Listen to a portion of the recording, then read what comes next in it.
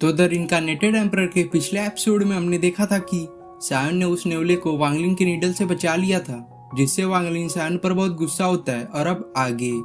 तो एपिसोड के स्टार्टिंग में हम सायन और वांगलिंग को फाइट करता देखते हैं, जहां वांगलिंग सायन को बोल रहा था कि तुम्हारी वजह से मैं वो एस्ट्रल फ्रूट ना पा सका, और अब जब तुम यहाँ पर आ ही चुके हो तो अब मरो। जो बोलकर वो अपने कई सारे सिल्वर नीडल से सायन पर अटैक कर देता है, जिनमें से कुछ नीडल को सायन डॉज कर लेता है और बचे हुए नीडल को वो अपने मिटियोर पंच के यूज से बीच रास्ते में डिस्ट्रॉय कर देता है। जिस पर अब वांगलिंग सायन पर अपने फुट स्टॉम्प टेक्निक का यूज करके अटैक करता है, पर इस अटैक को सायन सही टाइम पर एक शील्ड बनाकर ब्लॉक कर लेता है, जिसके साथ ही उन दोनों के बीच में 1v1 फाइट स्टार्ट हो जाती है, जहां दोनों एक दूसरे पर हावी होने की कोशिश करते हैं। जिनकी फाइट को दूर से वो नेवला देख रहा था, जिस नेवले को हम रिस्पेक्ट देते हुए, क्योंकि वह एक एंशिएंट मिथिकल बीस्ट है, उसे हम अब से चैड बोलेंगे। तो चैड उनकी फाइट को देखकर सायन की हेल्प करने के लिए बढ़ता है, जिसे देख वांगलिंग जो सायन से फाइट कर रहा था उस पर अपने मैजिकल नीडल से अटैक करता है, जिस अटैक को इस बार चैड अपने लाइटनिंग पावर का यूज करके कामयाब नहीं होने देता और उन नीडल को बीच रास्ते में रोक देता है,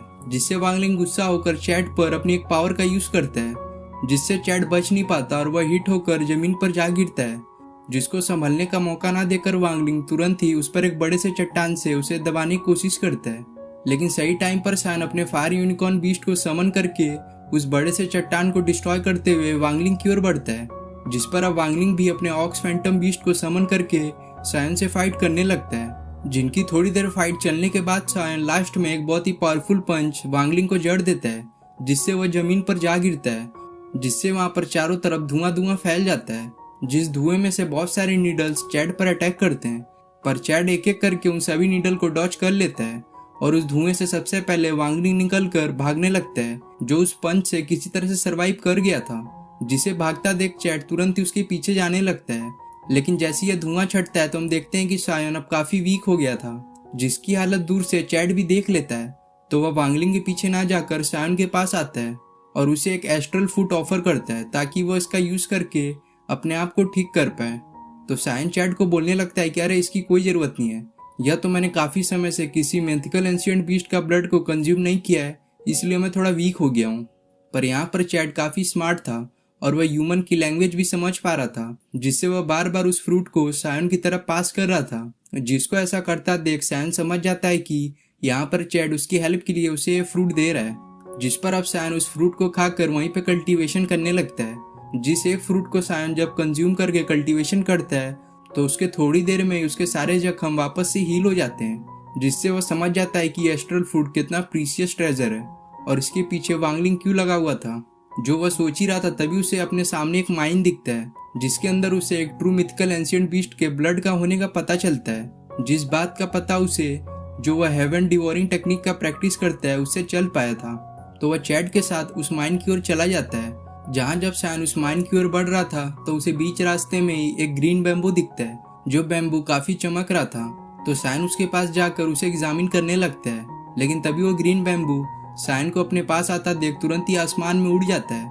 जिसे देख सायन तुरंत ही हवा में उछलकर उस ग्रीन बैम्बू को पकड़ लेता है, क्योंकि यह कोई आम ट्रेजर नहीं था, बल्कि यह भी एक एस्ट्रल फ्रूट की तरह ही बहुत ही प्रीशियस ट्रेजर था, जो कि एक डिवाइन वेपन का एम्ब्रियो था, जिसके बारे में हमें आने वाले एपिसोड में और भी पता चल जाएगा कि आखिर यह है क्या। जिसके बाद सायन और चैड उस माइन के पास पहुंच जाते हैं,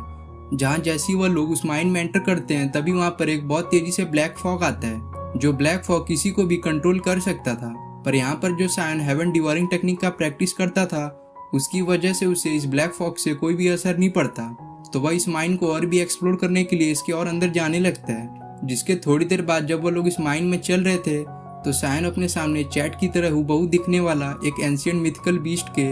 एक स्टैचू को देखता है, जिस पर जब सायन उस स्टैचू को टच करता है तो उसके अंदर से उस बीस्ट के 2 ब्लड ड्रॉप निकलते हैं, जिन ब्लड ड्रॉप को सायन देखकर चैड को बोलता है कि मुझे लगता है ये बीस्ट तुम्हारे एंसेस्टर थे, जो चाहते हैं कि तुम ये ब्लड ड्रॉप को कंज्यूम करो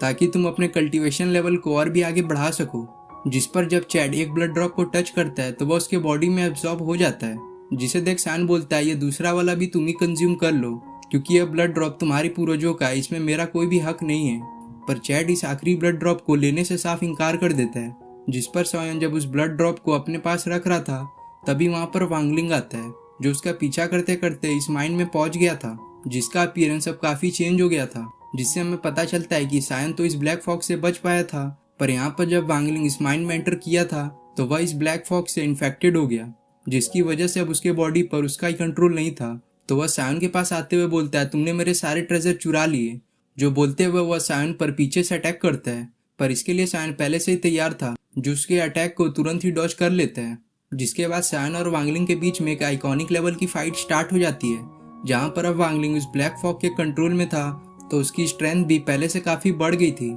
जिस पर अब चैट सायन की मदद करने के लिए खुद उसकी ओर बढ़ने लगता है, जिसे वांगलिंग अपने पास आता हुआ देख उस पर कई सारे अपने मैजिकल नीडल से अटैक करता है। पर इस बार चैट उसके सभी नीडल को डॉज करते हुए उसके पास पहुंच जाता है, जिसमें सायन को इतना समय मिल गया था कि वह अपने पावर को थोड़ा सा रिकवर कर पाया। इसलिए वह बिना समय गवाए तुरंत ही अपने फायर यूनिकॉर्न बीस्ट को समन करके वांगलिंग पर अटैक कर देता है, जिसके लिए वांगलिंग तैयार नहीं था। तो वह फायर यूनिकॉर्न अपने पंजों से वांगलिंग पर अटैक करके उसे जमीन पर गिरा देता है, और साथ ही साथ वो अपने फायर का यूज कर वांगलिंग के पूरे बॉडी को ही खत्म कर देता है। जिसकी बॉडी गायब होने के बाद वहां पर एक व्हाइट पेंडेंट बचता है, जिसे सायन अपने हाथों में लेते हुए बोलता है, यह तो काफी प्रीशियस ट्रेजर है, जिसको मैं आज से अपने एक स्टोरेज बैग की तरह यूज करूंगा,